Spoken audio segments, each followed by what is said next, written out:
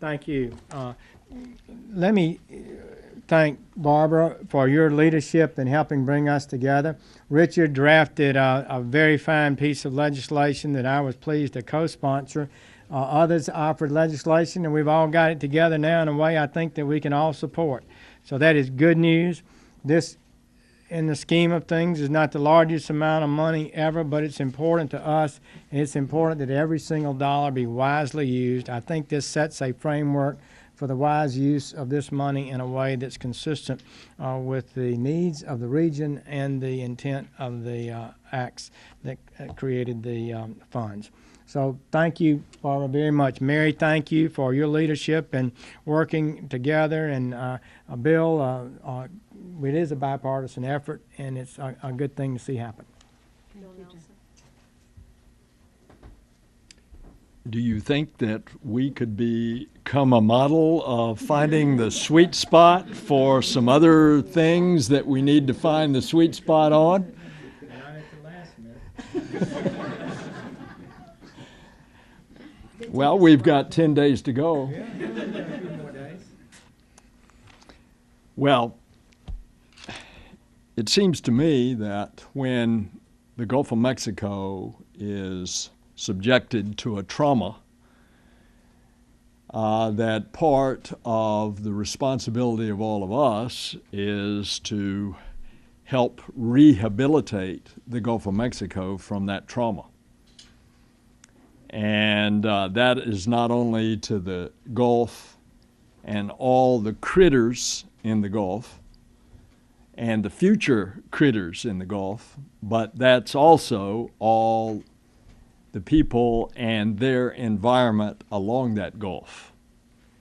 And that's the sweet spot that we have attempted to find. And I'll be brief. There's not much to add. I think our colleagues have touched upon everything. The first thing I observe is you got Florida, Louisiana, Alabama, Mississippi. Sounds like the Southeastern Conference of football. So, but all kidding aside, first of all, I echo all the sentiments here today about the Republic is still in business. And I think from time to time, with some of all the news that's in the media about the debates that are going on in this building, and they're important debates and they should happen. We still have a republic, and it is still capable of functioning on important issues, and this is one of those important issues. Just a week ago, we had a hearing in Florida, heard from real people in the real world that were hurt in a real way. And I guess the message to them is hopefully we'll get our job done here quickly.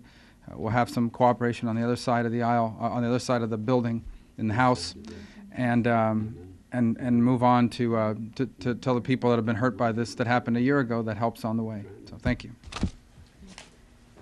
Thank you. We'll take some questions, but right before I do, I want to single out a few of the organizations that have been so supportive. The National Audubon Society, the Nature Conservancy, the Oceans Conservancy, the National Wildlife Federation, the Environmental Defense Fund, and Oxfam America. In addition, there are many industry groups that are very supportive of what we're doing, and we enjoy the support of all, the majority of the Gulf Coast governors. And many elected officials in the region. So we're very, very proud of that, and I'll be happy to take any questions. Maria Resco from the Biloxi Sun Herald. I also write for the Fort Worth Star-Telegram. I noticed that Texas wasn't here. So, I just wanted to ask you, how much are you looking at in terms of the pot of money and over what time period? Well, we don't know that actually because the penalty is going to be set in negotiations between the Justice Department and the polluter, in this case BP. What we do know is what the law says, that if they're found to be simply negligent, they will pay a fine of about $1,000 per barrel of oil spilled. There's some disagreement about that, but generally accepted that it was about 5 million barrels, so it's $5 billion. If they're found to be grossly negligent, they could pay up to $4,200 a barrel, so that could be $20 billion. So the fine is going to be somewhere between $5 and $20 billion. We literally will not know that until it's either negotiated or settled in court. Our bill simply says 80% of whatever the fine is going to stay in the region that was injured. We had over 500 miles, that's half the coastline, was affected, according to NOAA, was affected by the spill or contaminated by the spill. Some areas were heavily oiled, some areas were lightly oiled, And of course, there was widespread economic damage, even in Texas, where not one drop of oil hit. Why did we include Texas? While no oil hit Texas, their economy was directly affected in a very negative way by this. So that is why we included the entire Gulf Coast, even the areas that didn't get directly oiled, because everyone was truly affected. And then just to follow up, and how do you see the timing on this? I mean, how soon might this start? As I said, we'll be marking this bill probably before we leave town for the summer break. And of course, from there, I think the senators behind me would know more about the support for this over on the House side. But obviously, we need to have that support. It's very important that we do this in a bicameral way. And I just want to say to my friends in the Gulf states, as chairman of this committee, I was invited by Senators Landrieu and Vitter to go to Louisiana more than once, and I've been there more than once, and I've seen. We went. Bettina Poirier and I, my chief of staff and chief counsel, went there after the spill, and it spoke to the fishermen and spoke to the community and saw with my own eyes what was happening, and I was very committed to helping. Before that, a long time.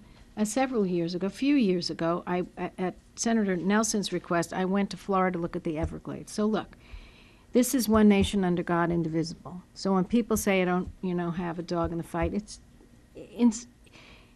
in some ways it's so. But we all are one nation, and we all enjoy the beauty of these areas, and we all want to make sure that the people there aren't hurt. So. For me, I'm just as excited about this as I could be about anything else, and I'm really looking forward to the markup.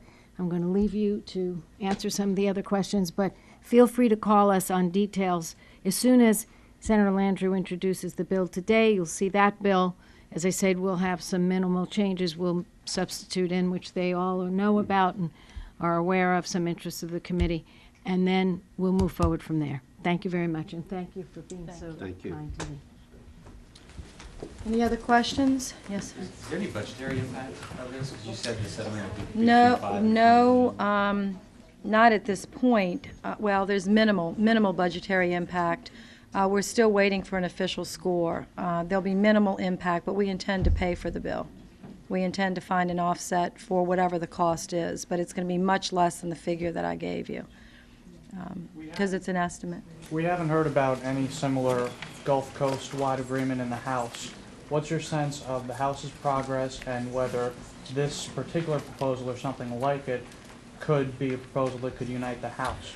Well, I do know that that Congressman Scalise from Louisiana and several other congressmen from the Gulf Coast have created a Gulf Coast caucus, and they're working very hard to build support on the House side. And I'll tell you, having the president's support and the administration's support for the 80% dedication, having the Gulf Coast Oil Spill Commission's support for 80%, and having widespread support from both the environmental community and the industry, I think is going to go a long way to increase the support on the House side. So I'm really anticipating that this is going to be well received, although it's not as far along as the Senate efforts.